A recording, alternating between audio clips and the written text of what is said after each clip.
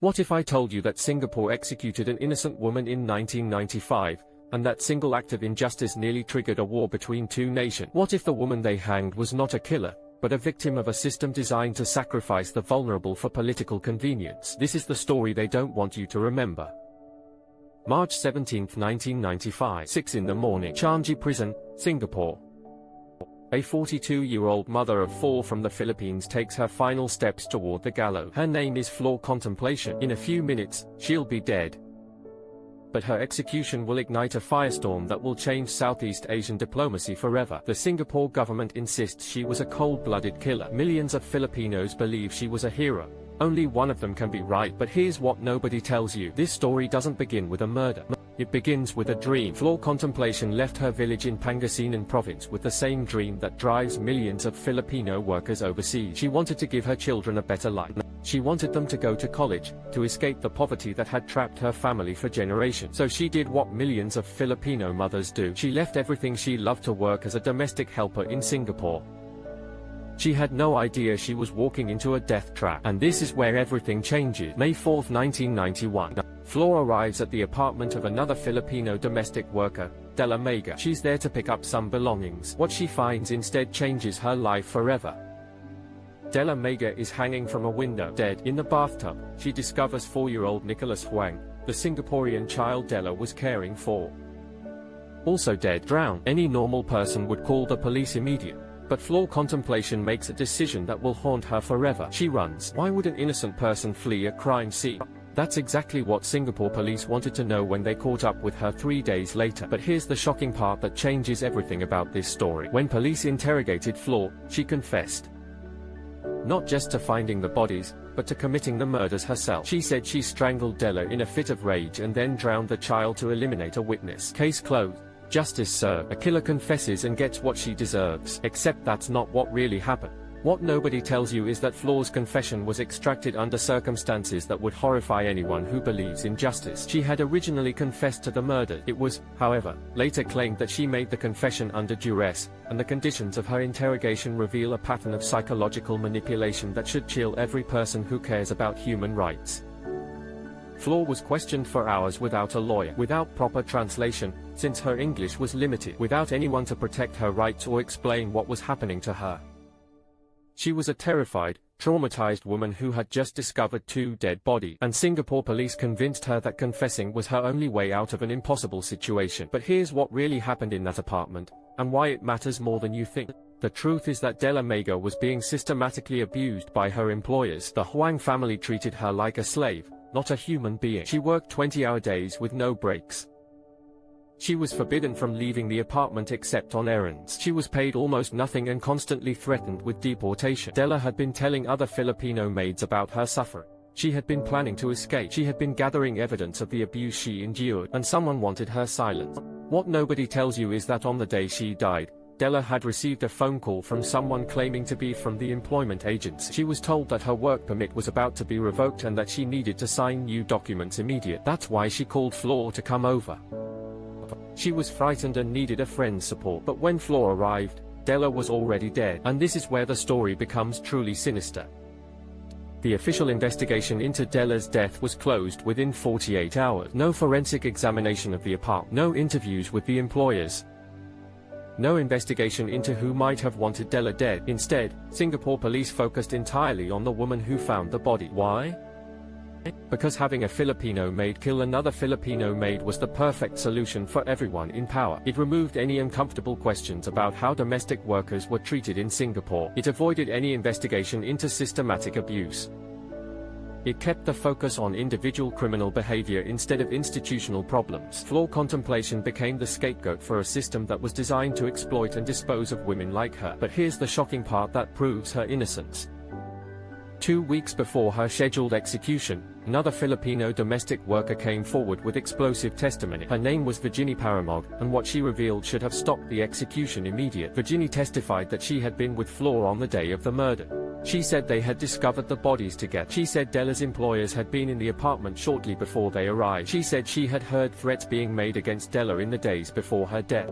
Most importantly, she said Flor never killed anyone. The confession was a lie extracted through psychological torture. Singapore's response to this testimony reveals everything you need to know about their commitment to justice. These claims are pure fabrication, a Singaporean Home Affairs Ministry statement said. The wild and baseless allegations of Virginie Paramog are yet another attempt to stir up controversy over the Flor Contemplacion case, without any regard for the truth. They dismissed the testimony without investigation, without cross-examination, without even pretending to care whether an innocent woman was about to die. And this is where everything changes. The Flor Contemplacion case became something much bigger than one woman's fight for her life. It became a symbol of everything wrong with how wealthy countries treat migrant workers from poor nations. Across the Philippines, millions of people watched in horror as their government failed to protect one of their own citizens. President Fidel Ramos made half-hearted diplomatic protests, but he was more concerned with maintaining good relations with Singapore than with saving Flor's life. Filipino workers in Singapore and across the Middle East realized a terrifying truth. Their own government would sacrifice them to maintain trade relationships with wealthy nations. But here's what nobody expected. The Filipino people refused to accept their government's betrayal. Massive protests erupted across the Philippines. Hundreds of thousands of people took to the streets demanding justice for Flor. They burned Singaporean flag. They called for boycotts of Singaporean businesses.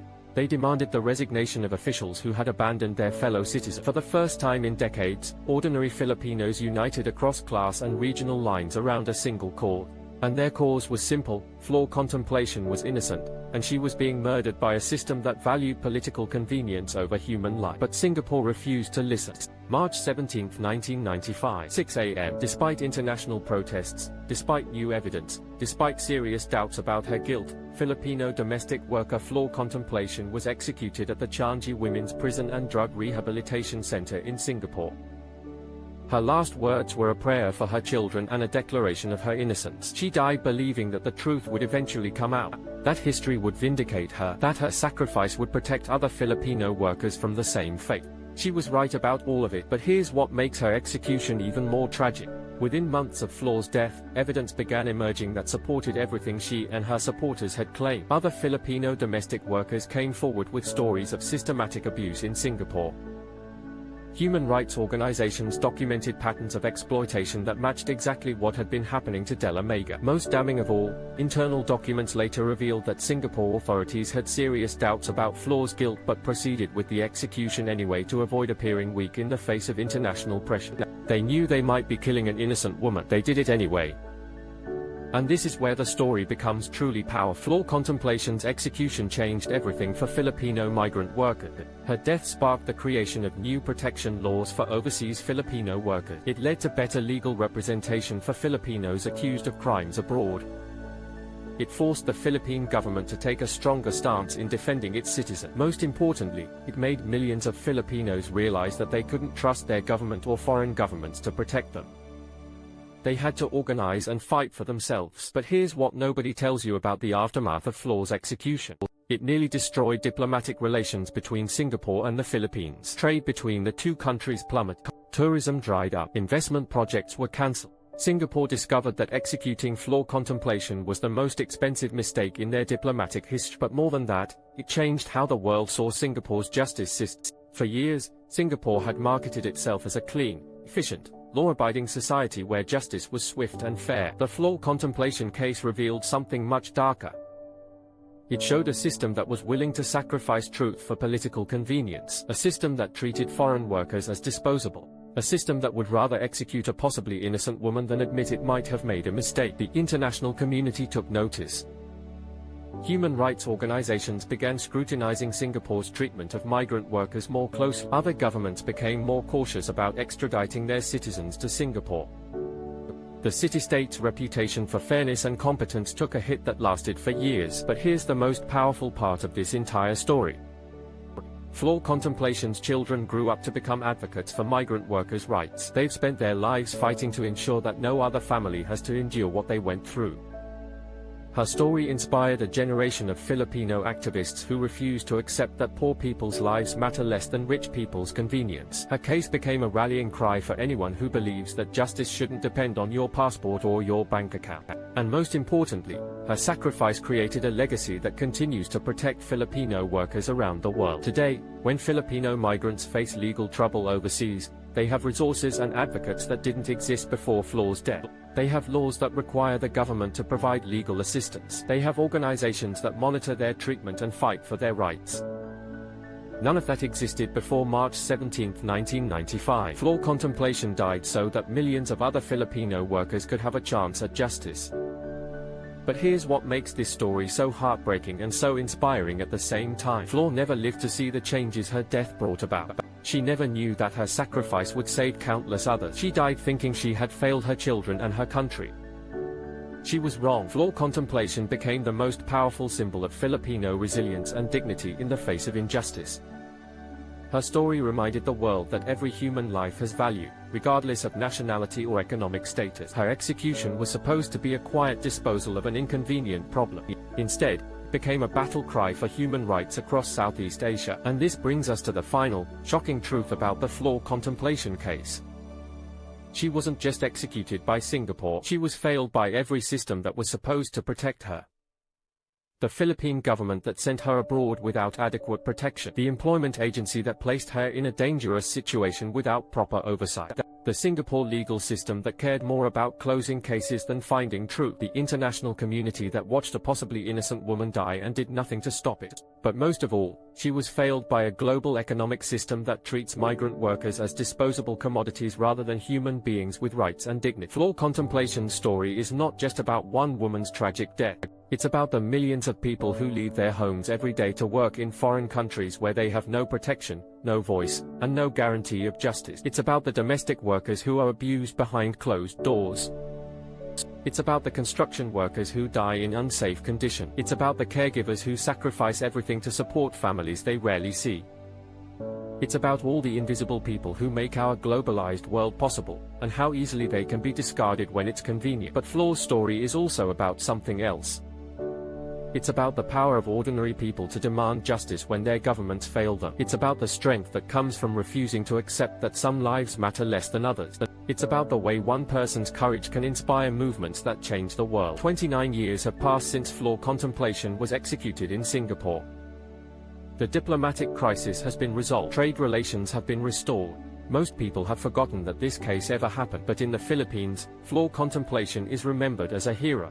Not because she was perfect, not because she never made mistakes, but because she became a symbol of something larger than herself. She became proof that every person's life has value, that justice shouldn't depend on wealth or nationality, that ordinary people have the power to change systems that seem unchangeable, that even in death, the truth can be more powerful than all the lies told to cover it up. The Singapore government still maintains that Flor Contemplacion was guilty. But millions of Filipinos know better. They know that on March 17, 1995, Singapore didn't execute a killer. They executed a mother who was trying to build a better life for her children. They executed a woman who was in the wrong place at the wrong time. They executed someone who became inconvenient to powerful people who preferred simple solutions to complex problems. But most of all, they executed someone who refused to disappear quietly. Someone whose death became more powerful than her life. Someone whose story continues to inspire people who refuse to accept injustice. Flor Contemplacion died believing that the truth would eventually come out. She was right. The truth is that she was a hero long before she died. She was a hero the moment she left her village to give her children better opportunity. She was a hero every day she worked to support a family she barely saw. She was a hero when she walked into that apartment and found 2 dead bodies. And she became an eternal hero when she chose to die with dignity rather than live with a lie. Singapore may have executed Flor Contemplacion's body, but they could never execute her spirit. That spirit lives on in every Filipino worker who refuses to be treated as less than human. In every government that thinks twice before abandoning its citizens abroad. In every person who believes that justice is worth fighting for, even when the odds seem impossible. Flor Contemplacion's story isn't just history. It's a reminder that the fight for human dignity is never over.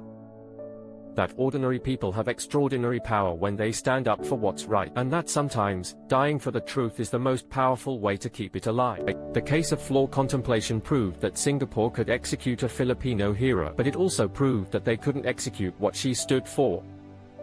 And that's why her story still matters. That's why it still has the power to change minds and hearts. That's why, 29 years later, we're still talking about a domestic worker from Pangasinan who became a symbol of everything worth fighting for. Flor Contemplacion was supposed to be forgotten. Instead, she became unforgettable. And